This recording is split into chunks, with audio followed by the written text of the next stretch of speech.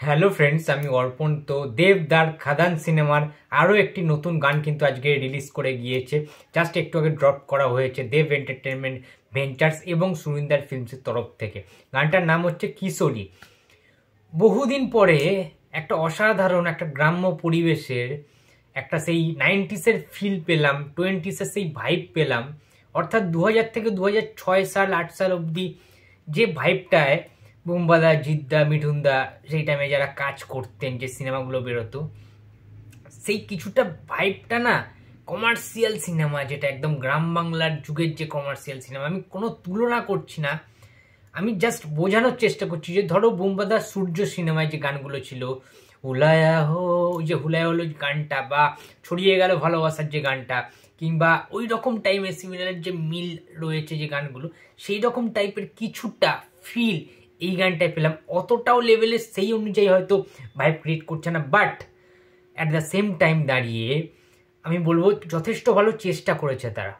একটা পুরুলিয়ার গ্রাম্য পরিবেশের একটা ওই মাটির গন্ধ পাচ্ছি, ওই ভাইবটা পাচ্ছি, যেখানে ইদিকা পল শাড়ি পরে রয়েছে, বিভিন্ন ধরনের শাড়ি তিনি পরে ডান্স করেছেন দেবদার সাথে। দেবদারও বিভিন্ন রকম কালারফুল ড্রেস রয়েছে সেখানে।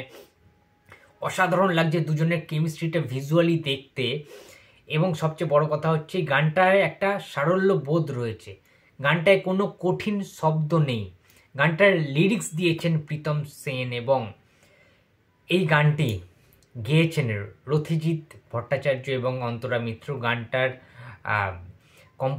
কম্পোজার হচ্ছে রথিজিৎ ভট্টাচার্য নিজেই।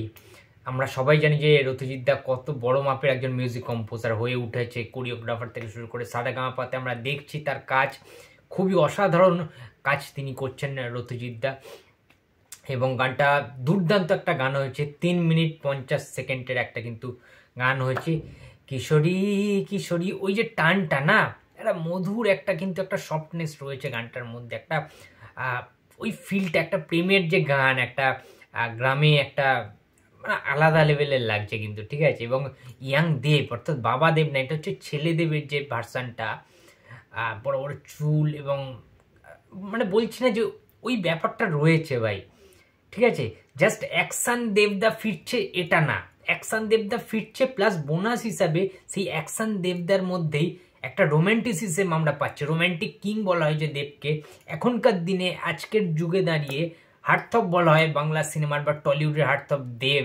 সেটা কিন্তু আবার হয়তো ফিরে এসছে সেই রোমিওর পর, খোকা বাবুর পরে, খোকা 420-এর পরে, মানে সেই পরাজয় জুলিয়েটের দেবদাকে আমরা দেখতে পাচ্ছি। এরকম একটা স্টাইল স্টেটমেন্ট সে কিন্তু দিয়েছে।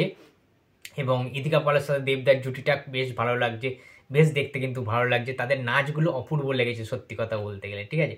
মানে ফুল রোম্যান্টিক, ঠিক আছে, কোনো কথা হবে না এখানে। এত সুন্দরভাবে যারা কোরিওগ্রাফার করেছে, দারুণ। খাদান সিনেমাটা কিন্তু সব রকম এলিমেন্ট তার মানে থাকতে চলেছে।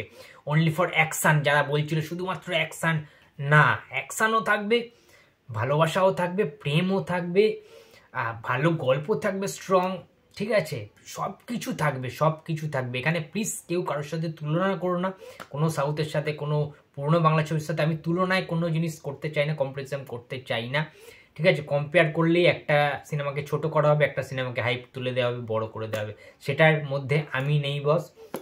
আমি একটাই কথা বলছি যে দুর্দান্ত চেষ্টা হয়েছে, ঠিক আছে। গানটা অন্য রকমের একটা ফিল দিচ্ছে, অন্য রকমের পুরুলিয়া একটা ভাইব কিন্তু দিচ্ছে, এবং দুর্দান্ত একটা ভিজুয়ালিও দেখতে কিন্তু ভালো লাগছে এই কিশোরী গানটা, ঠিক আছে।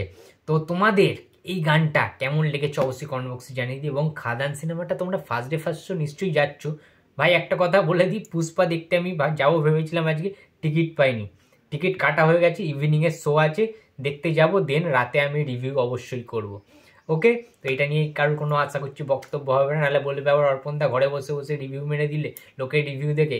এটা না, আমি দেখবো আগে সিনেমাটা সন্ধ্যাবেলা, দেন আমি লাস্টে হলেও রিভিউ কিন্তু করব।